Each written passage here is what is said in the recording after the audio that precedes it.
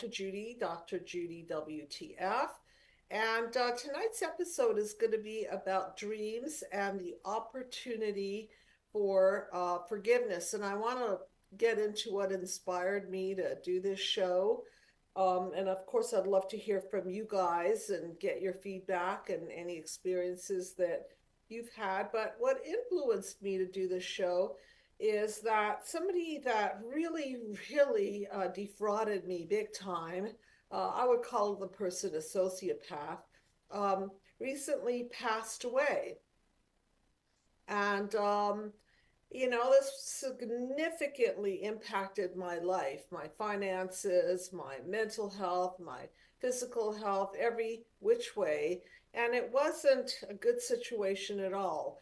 And when he passed away, I was actually happy. It was like, ding dong, the wicked witch is dead. And how wonderful that is that this occurred. And I had no real feelings of guilt or shame, or maybe a little bit, but for feeling that way, because this is a rotten apple and he hurt a lot of people in his lifetime. And I thought, well, the world will be a better place without him. Um, but then he visited me in my dream. How about that? And in the dream, he was, I'm not sure, dead, alive, but he looked like he had been dead and he came to life and he had some kind of a thing on his head. Maybe it was a sore, or it looked like maybe he was in the grave and it was sort of grayish and damaged, and there was something wrong with his head. And I realized that when somebody dies, there is no ego anymore. Um, so we're not dealing with a person and a personality and sociopathy. We're dealing with somebody's soul. And so that's what inspired me to do the show. And if any of you have listened to previous shows of mine, then you'll know that I'm not a big fan of forgiveness. I think forgiveness has to be earned, and it's something that a person has to self-correct on, and obviously have the capacity to self-reflect and then own their own stuff and make amends. And true forgiveness is if he would have given all the money back that he took from me and all the psychological damage, restored me to wholeness, which he was never interested in doing. However, this is a person that I've known since high school. And I knew how he grew up, and I won't reveal any names just out of respect for the dead. But I did know that his mother was a severe alcoholic and his father completely neglected him. And so obviously I had some level of empathy for his upbringing and maybe a little bit of guilt for not being kinder to him, meaning I had to get rid of him early in life because he was already showing signs of sociopathy and acting out behavior. So I couldn't hang on to him as a friend, but I could never stop thinking that maybe had I been more generous in a friendship with him, that I could have gotten him more toward the light. And that didn't happen. He went further and further into the darkness, and then the darkness, of course, overshadowed my life, and that wasn't good. However, in this dream, which was a very vivid dream, I remember that he was looking at me, and the feeling was, so, what's up? What are you thinking? And I said to him, I want you to know that I forgive you. I just want you to know that. I just want you to know that I forgive you. And if you want to talk to me, you can. And I'm open to uh, just having a conversation with you. And all I can remember from the dream, it was a very brief dream, is that he followed me. And that to me was a metaphor for he was going to go along with some kind of conversation or at least try for repair. And after I woke up from the dream, I thought, wow, maybe a dream is an opportunity for forgiveness, because I particularly don't like to hang on to bitterness. I don't like to hang on to resentment. I don't like to hang on to really any of it. And if somebody can uh, help me resolve that feeling, I'm in. And so I think that this dream was this opportunity for me to help resolve the feeling of resentment and bitterness and anger toward the person. And it was remarkable how quickly I came to, it's okay, I forgive you.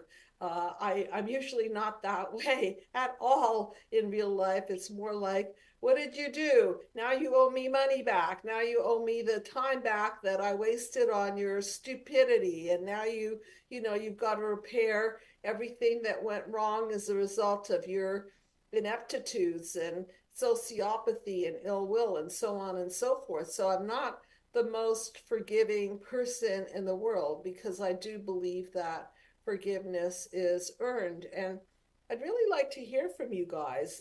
If ever you were stuck in this place of forgiveness, and I certainly have been, what about the concept of transcending the person's personality, almost like rising above um, being in an earthly way related to them and your anger and their dynamics and so on, and just relating, maybe the best way I could describe it is on a soul level. So what do you guys think about that? And can you see how dreams may be an opportunity for forgiveness that could take us beyond our own ego and our own desire to uh, um, pay back and resent and hold on and so on. So this is a call-in show, everybody. 323-524-2599. And I'd love to hear from you, and I'd love to hear about your resentments and bitternesses, and how you have hung on to resentments, and how you have or haven't resolved them, and what journey you've taken along this pathway. And I could clearly tell you that there are certain people that I don't feel that way about. It's just that this particular dream was so potent. It was so obvious that I just thought I would open it up to thought and open it up for discussion.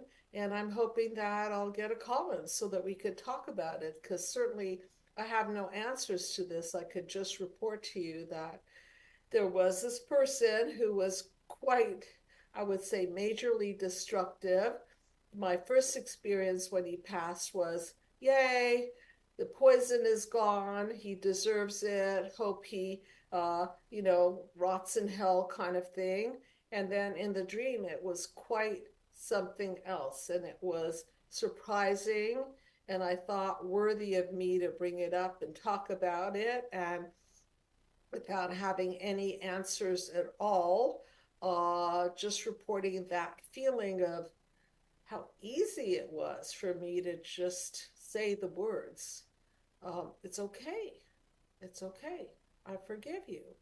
And I knew that I wasn't relating to his personhood. I knew that I was relating to something out of a different realm. And that's what made it so interesting. Um, let's see, we have a call. Thank you so much for calling in. And hi, you Hi. are there. Yeah. Hi, it's Blake. Oh, who is this? Lake? Oh, hi, how you doing? Good. Um, Nice to hear from you. yeah. Well, like when you talk about resentments, to me, because I think I'm an alcoholic, and I actually just passed 10 years with being sober, Congratulations. and resentments to me is it takes everything that I ever had and everything I'm gonna have away from me, because kind of a sickness, really. Okay. And forgiveness to me is just like forgiving myself. And Mhm. it's like when you're talking about dreams, like I have post-traumatic stress. Okay. So when I get confronted with things or I feel depressed, it's like a constant um, negative thoughts and stuff like that. So if I'm getting a lot of negative thoughts, I guess you would call it dreaming of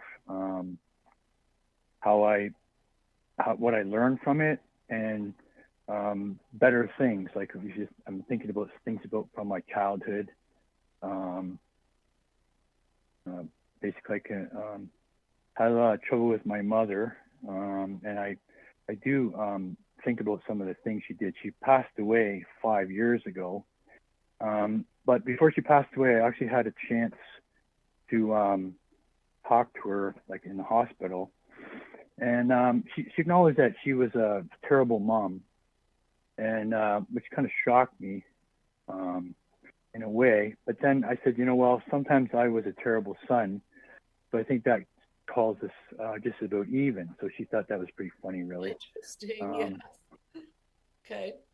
like, which like I had forgiven her, but but there's always those little things that I come up that um, I'm thinking of things that she had said to me, and sometimes I realize how it affected me, and a lot of times I just think about all the good times like, that we had.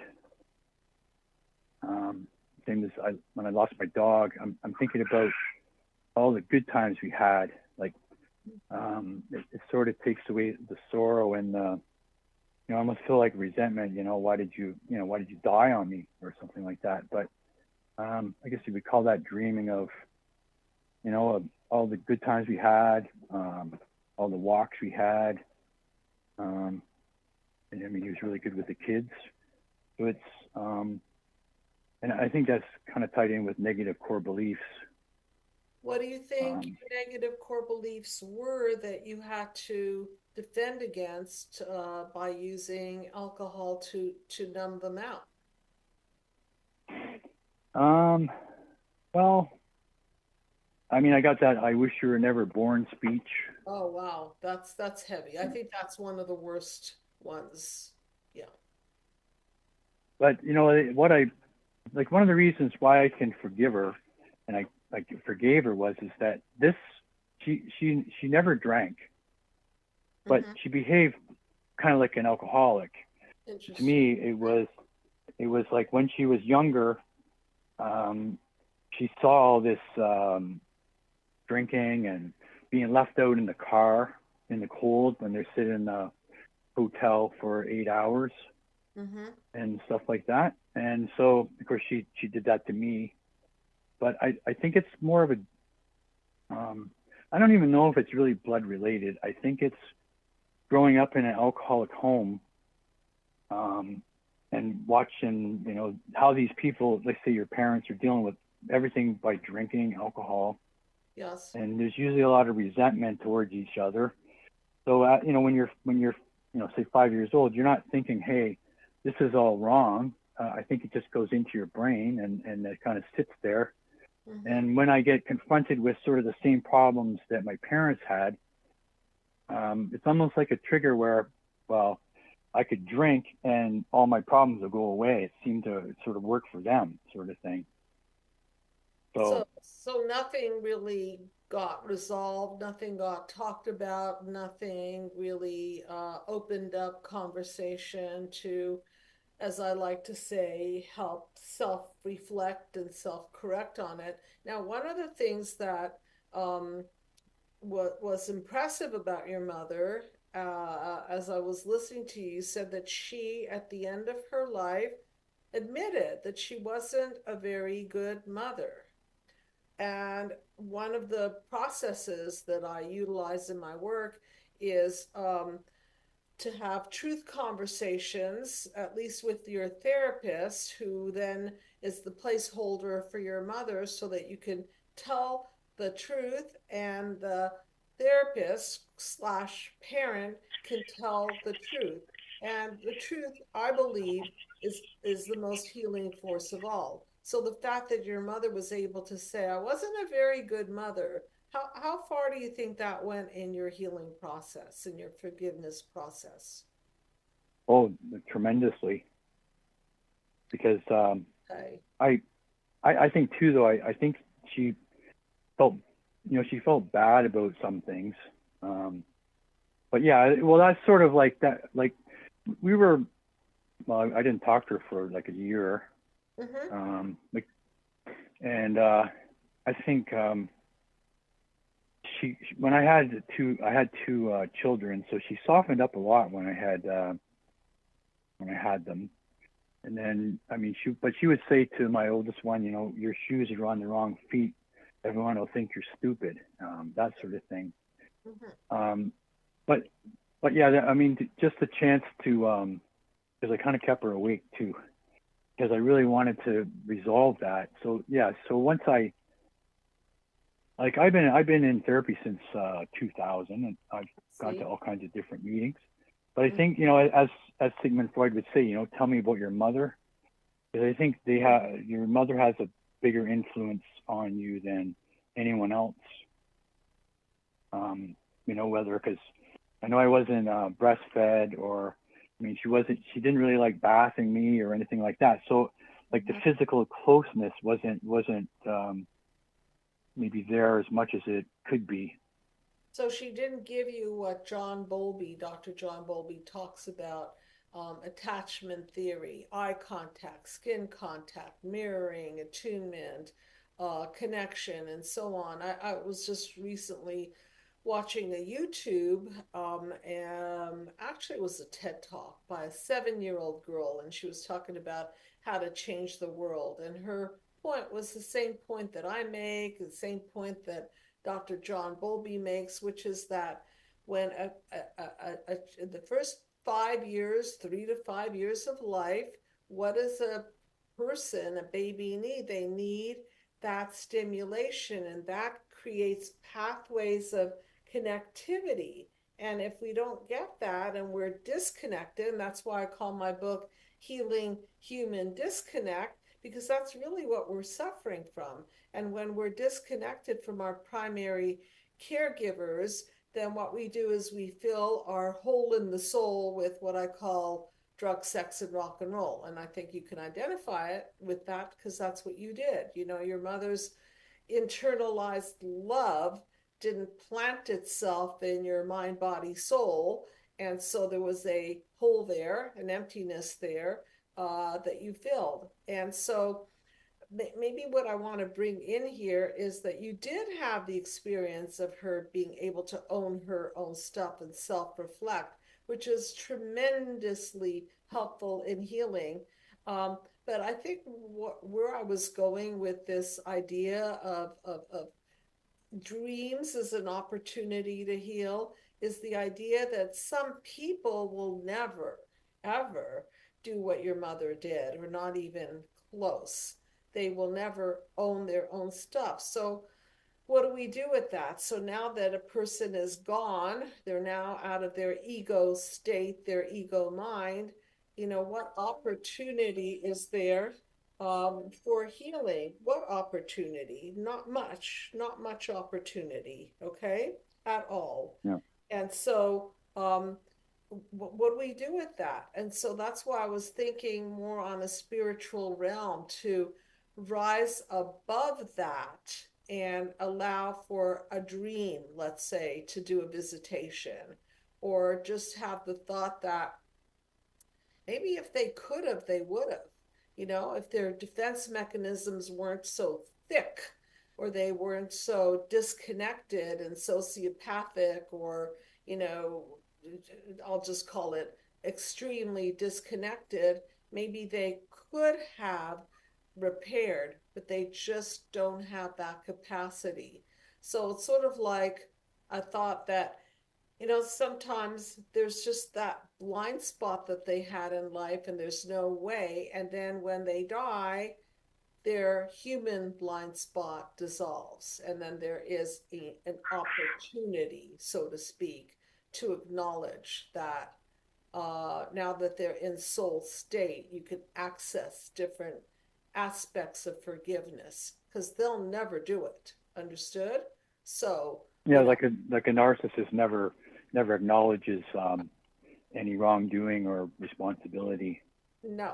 Um, So well, really, yeah, go ahead. I'm sorry. Well, I did read the book Think and Grow Rich, and Mm-hmm. really he's suggesting, like you go outside or something and you pretend you're talking to, like say I'm pretending I'm talking to my mother, and basically talk it out where kind of understanding where she came from, and when you're saying, if you say, oh, I forgive you, I guess this would almost be like dreaming really, but how, Mm-hmm. if you say how I forgive you and keep saying that, and thinking it, like, I think the thing too is like dreaming about the good times that you had with her, because there was lots Yes. of good times. Yes. And we did talk about that too, is when she was passing away. But And dreaming of, you're right. It makes it so much easier. And with this particular person that I'm talking about, there were good times. There were points of connection, which made it easier for me to remember that and to bring that back into the picture. Okay. But sometimes there's just no ability at all to do it. You know, the narcissistic defense, right? The wall. It'll never yeah, break. It'll never crack. Now what? So what opportunity do we have? Let's say if we're stuck with resentment. yeah. Well, gratitude actually wipes out resentment. Okay. Um, now the other thing that was pointed out to me though is I actually sort of I spent more time with my grandmother. She was more of a mother to me than what my real mother was. Mm. So it was more like the same as my great aunt. So it was kind of closer to them, and they seemed to understand. So I mean, sometimes when sometimes like I'm standing in my basement, sometimes I just think about, or I don't know what you call it, like reminiscing or something like that. But when things are, like resentment comes up in a lot of ways. But what I find is if I'm thinking about how I would react then, Mm-hmm. so I guess that would kind of be like memories or dreams of, how, like, I didn't really help myself in a lot of ways. I mean, my mother gave me a borderline personality disorder as well. It's that kind of abuse, because she definitely had that.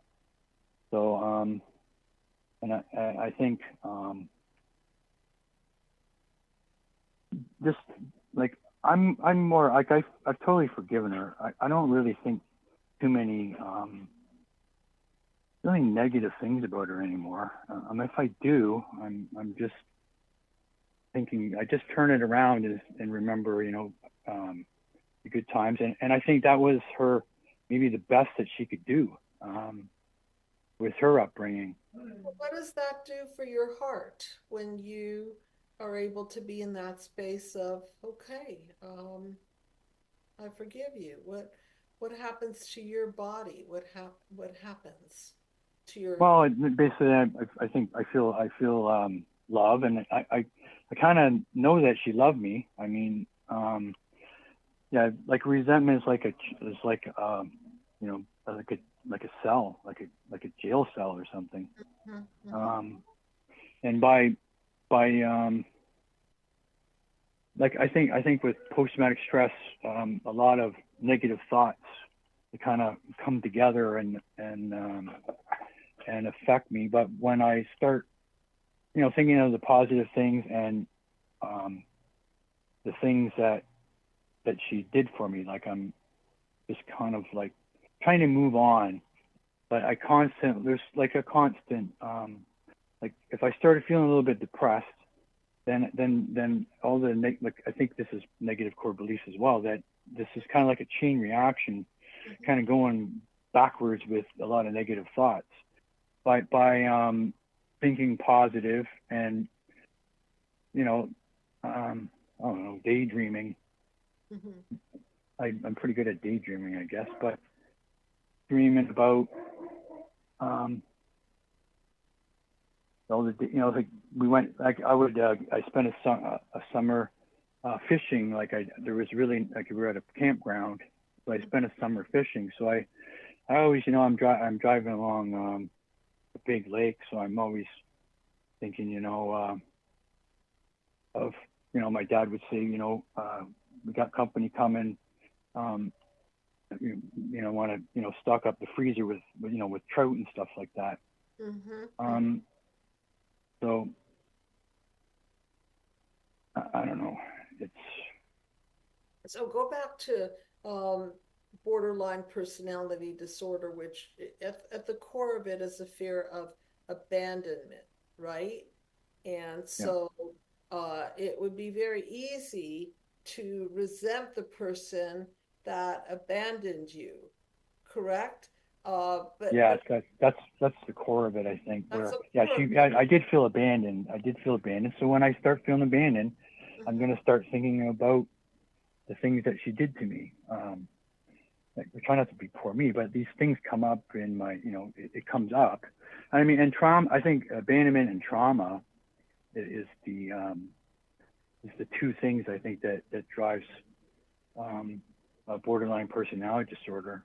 Mhm. But I go to a lot of AA meetings, and a lot 65% of AA have a borderline personality disorder. So I've listened to, you know, what the like step 4 is actually like where you write down all the stuff, where you talk to somebody about all the stuff you feel bad about, all the Mhm. things you did, Mhm. and then he talks about what he did, and that seems to uh, get rid of the pity party and the poor me. So Um, what transpires that breaks up the pity party? well, is talking about like my sponsor passed away right around the same time my mom did. He Mm. had a borderline personality disorder. So, I mean, I would talk to him, and he would listen to everything I said, because if you have someone that's a good listener, I mean, some of the things, and I think we were just talking about mostly my resentments. And then he would listen, and then he'd say, "Well, let's go to a meeting," and then I wouldn't even think of that. And Mhm. quite often, I went to a meeting, and somebody would talk about exactly what I'm struggling with. Believe it or not, it happened quite a few times. Oh, right, So, right. but It's almost like a divine intervention in that somebody exactly had your story that was going to relate to you. Yes? Like that? yes, yeah. Yes. You- Like you- I lost my I lost I had a smashed up a truck, and then the ignition switch broke. So I'm standing here, and they said it would be 203 cars ahead of me. So I called him up, and like really I didn't know what to do. You know, so he's, you know, said, well, let's go to a meeting. Well, when I went there, we're looking at each other. This guy was talking about exactly what was going on with my life. Isn't that Exactly, like amazing? yeah, And I and think well, I didn't want to interrupt, but the thought was that when you listened to his story as related to your story, you were able to step out of your story. Yes? yes, you're out of your, yeah, you're sitting there listening, Right. and you're not thinking about you're not thinking about resentment and stuff like that, because they do start off what it was like, um, how they got better, and what their life is now. So when they start off with a lot of the stories, it's quite well. You know, you can't drink enough when you're an alcoholic, and you are trying to fill a hole in your, Right, and you you know can't drink enough because what happens when you have a hole is that no matter how much you pour into the hole, right, it's a bottomless pit. So there is nothing there at all to catch it. Um, Yeah, there's no it, solution to and drinking no alcohol. Though. solution, no solution. So, a thought that I had as you're talking is that when we depend on the other to um, engage in conversations that help to heal the disconnect between the other and ourselves, we're then dependent on that conversation to heal, correct? Yes. So does that make sense? Like if you did me wrong and I'm waiting around for you to admit that you did me wrong and to say the right things so that I could get out of my psychological prison because you're going to give me the key to it, which is empathy and healing and self-correction and all that, right? Well, Yeah. it might help a lot, but I'm still depending on you, correct? To do all that. Yes. So you hold the key. And one of the big deals about the whole essence of the book is to be the cause, be the cause, and how powerful it is when I could say to you, you know what, you don't hold the key anymore to uh, anything about me. Nothing. The fact that you did what you did is your unfortunate personality dis-ease, let's say, okay?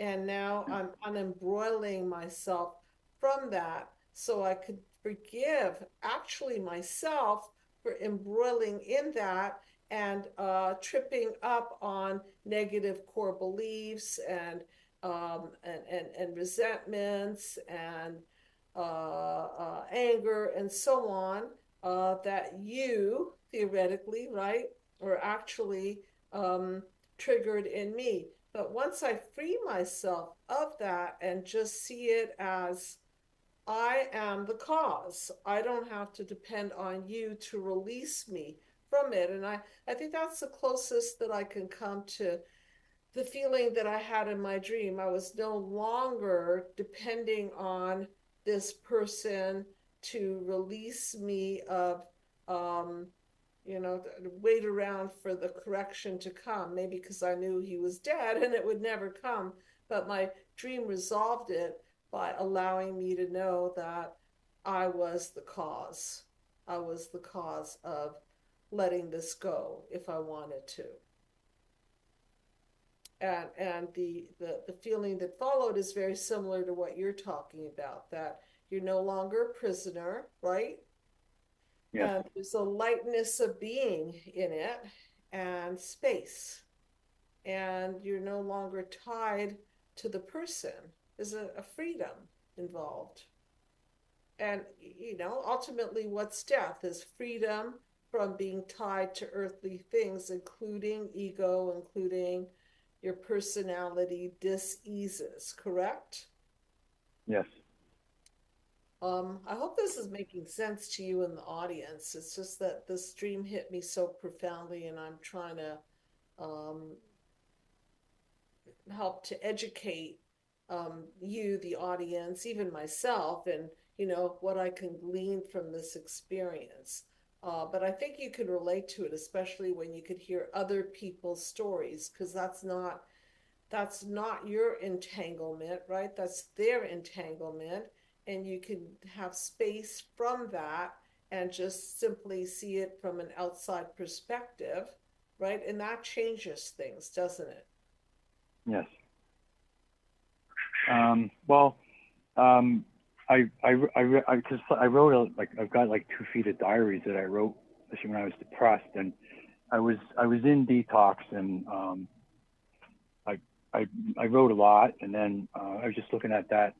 I'm trying to actually write a book, but I was just looking at that, and it was like, well, it was all like a lot of, well, this happened, and then I wrote down, other things that were positive. So it seems like, it's almost like, oh, I talked about this stuff, and then I thought of the positive things. So it's almost like switching back and forth from negative things to positive things. Yes. I, I, I do sort of struggle with codependency, but if you have the right person in your life that you can talk to, because a problem shared is a problem halved. But That's the truth. Yes. Hmm.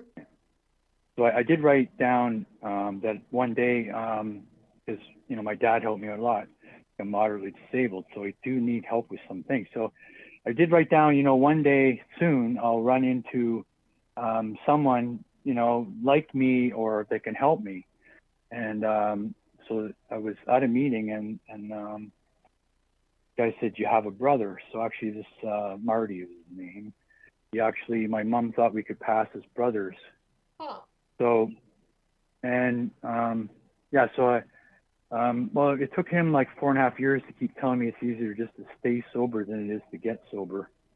Because I really struggle. Look, the borderline personality disorder, you're like, you can stay sober for a long time, and then something triggers you, and then you're back to that, back into that hole in your soul again, where nothing's good enough, or you can't get enough of anything. And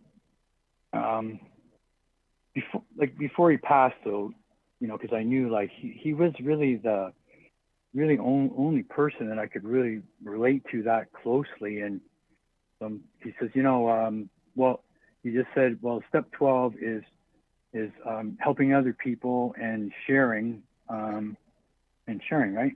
So by sharing, though, I guess, it's like sometimes you're sharing your dreams of how life can be. Yes. If you get past that. Yes. Yes. So, like I know we all struggle, and I don't know all the steps of AA, but I'm thinking that even if you're in step number 1, 2, 3, 4, 5, 6, 7, 8, 9, 10, or 11, that we should always be partly in step 12, no matter where we are. Okay, so that even if we're just new to the system of healing, the process of healing, the fact that we put ourselves, and this I'm talking about being the cause, we put ourselves in step number 12 for the purpose of exercising our ability to make a difference to other people, which will ultimately heal us. So, even if you're down in the gutter, right, and you're talking about, well, now I'm in the gutter and I want people to know how the gutter feels and how I got there. And once in a while, I stick my head out from the gutter, and I'm having these realizations, right? Just the fact that you're sharing this is is putting yourself in the 12th step. Is it not? Am I right about it, or am I off in the Yeah, way? yes, yeah.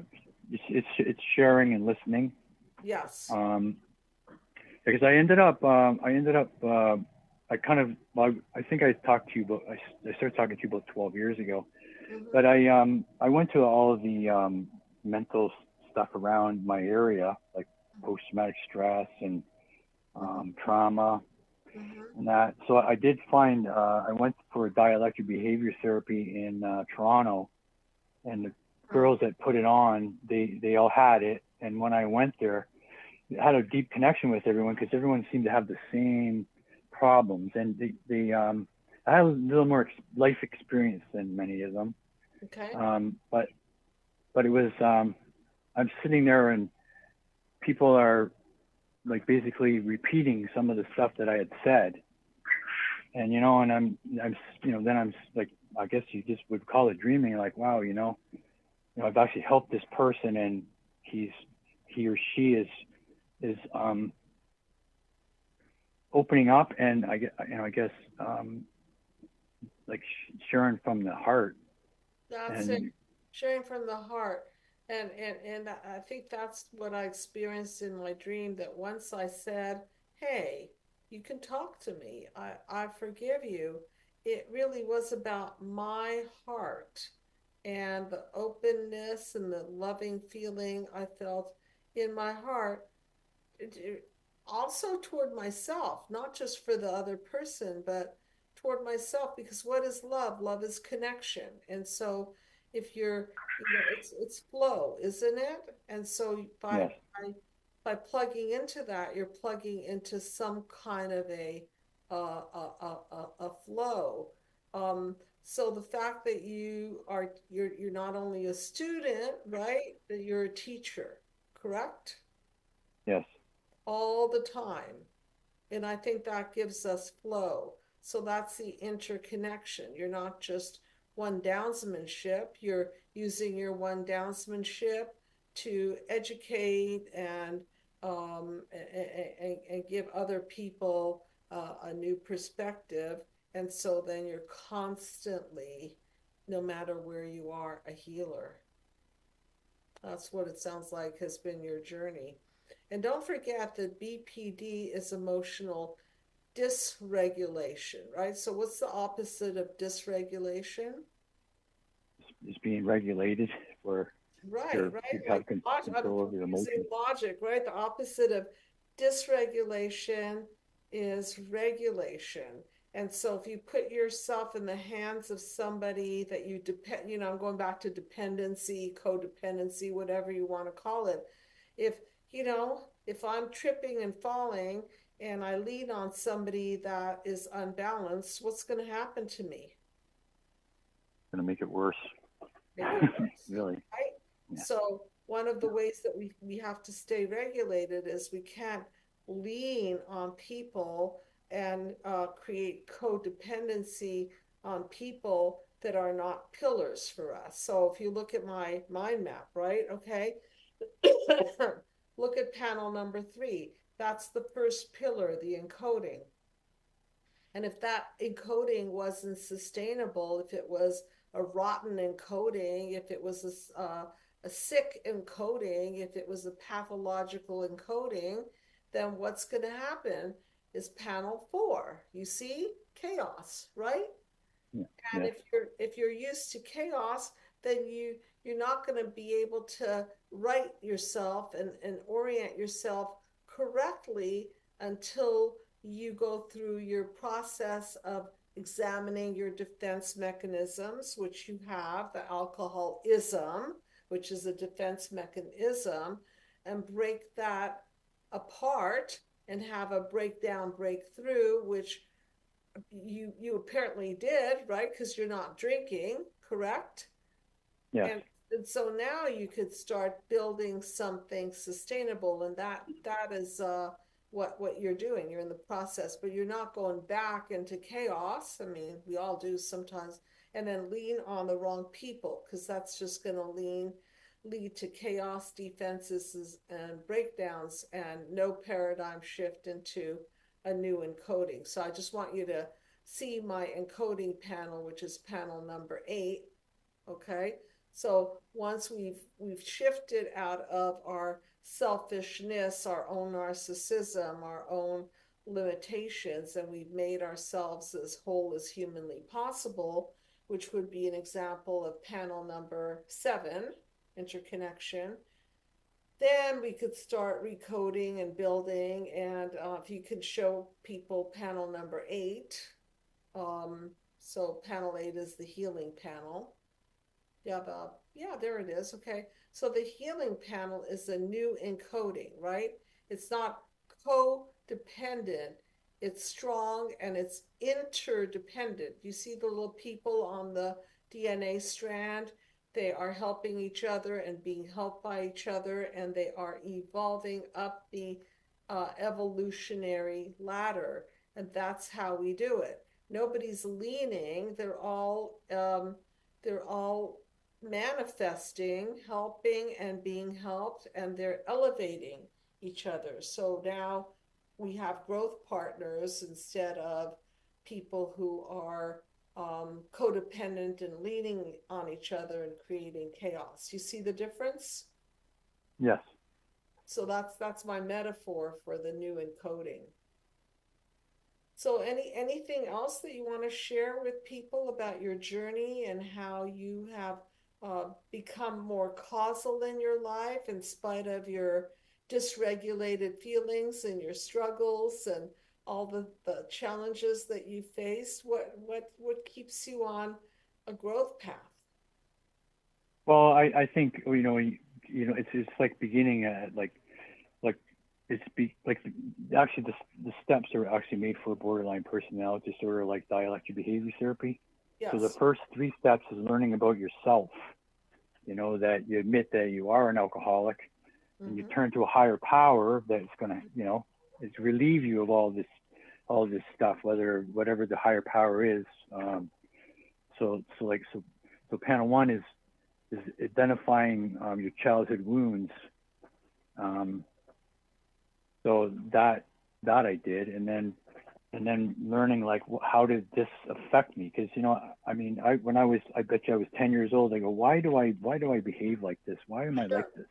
Sure. And and as you go along, because I've had 4 brain injuries, Wow. um, as you go along, I think learning it's just like learning why basically your childhood wounds is where everything starts. Like there's 5 of That's them, right? And that's where it starts. And then panel 2 is like, how does this affect me? And like that's a really deep question. So I mean, once I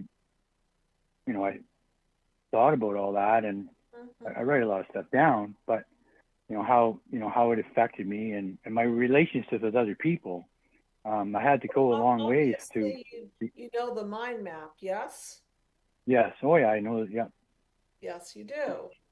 Okay, and it's parallel to, I'm sure, what you studied in AA, yes? Yes. Yeah. Yes. Because you Uh, have to identify the problem, right? You have to identify what the problem is, how mhm. it affects you, and now how am I gonna, get out of this mess? It's really, and as you go through the mind map, it's a growth thing. It, Identify, it, what your problems are and how it affected you, and now how am I gonna change these things around so I can get better and heal and well move on. and To me, I love the quote by Einstein, which goes something like, "You can't solve a problem with the same brain that created the problem," right? And yeah, so that's why I think in my dream I was able to get out into, I guess, let go, let God state. Like, I forgive you.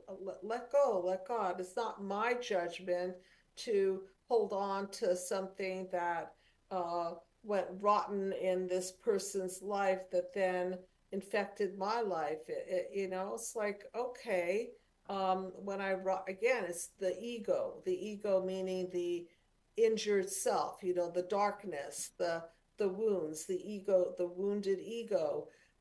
If you go above the ego, then I think that you can connect with the higher power, let go, let God. We could forgive because it's not for us to get embroiled in somebody's dysfunctional ego and then become infected by it. And that's where the freedom is. actually, that's one of the slogans in AA is "Let go and let God."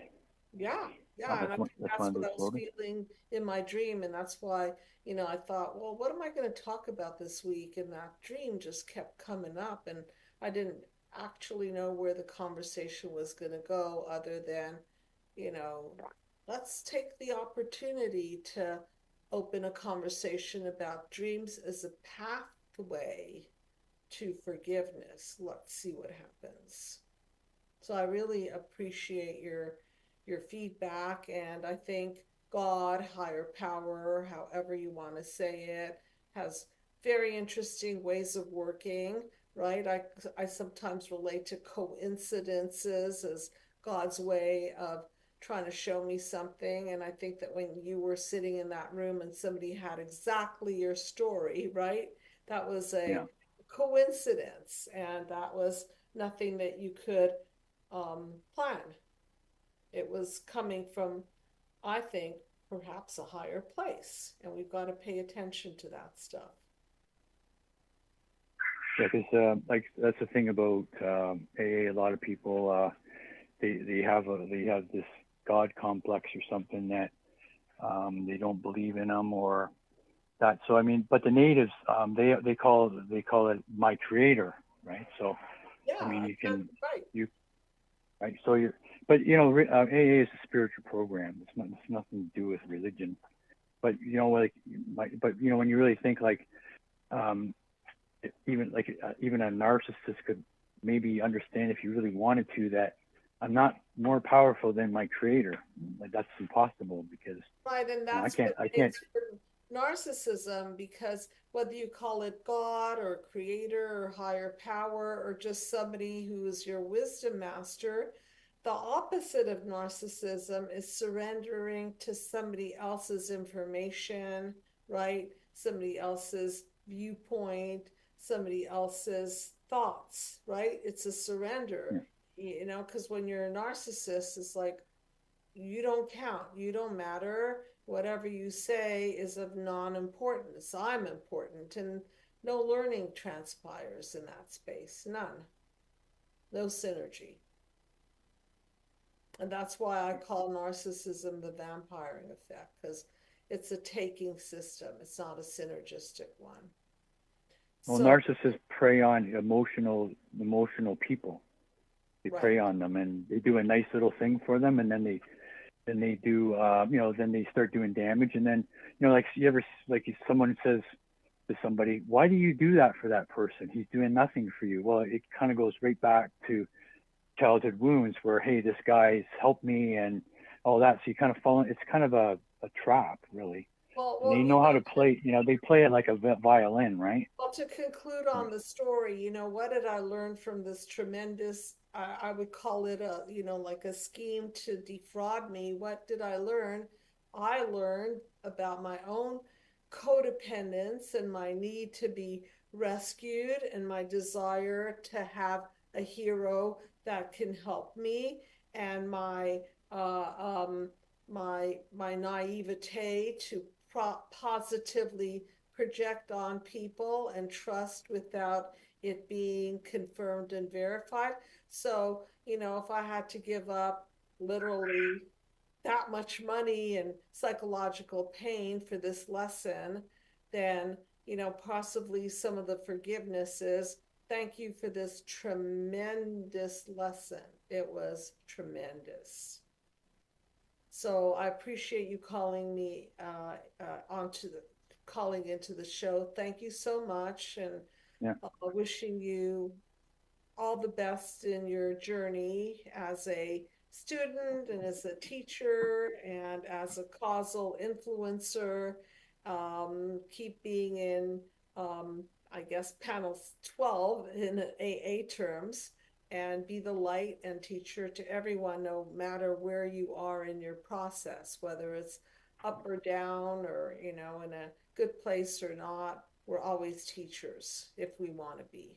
So thank you, So everyone. And I hope that I was able to express the essence of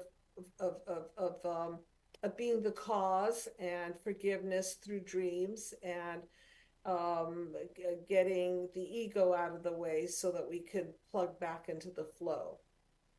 Okay, see you next time. Good night, everyone.